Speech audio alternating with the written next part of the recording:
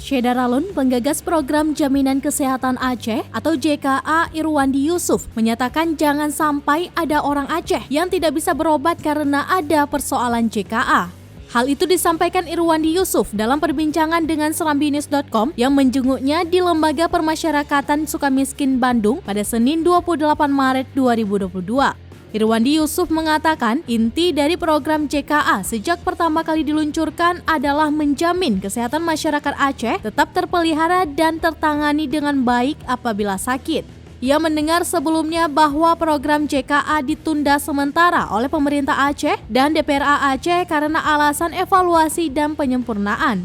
Tapi belakangan program tersebut tetap dilanjutkan setelah mendapat kecaman dan desakan masyarakat Aceh.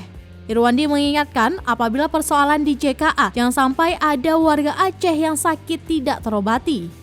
Ia setuju dengan adanya evaluasi dan penyempurnaan, tapi semua itu dilakukan dengan tidak menunda program tersebut.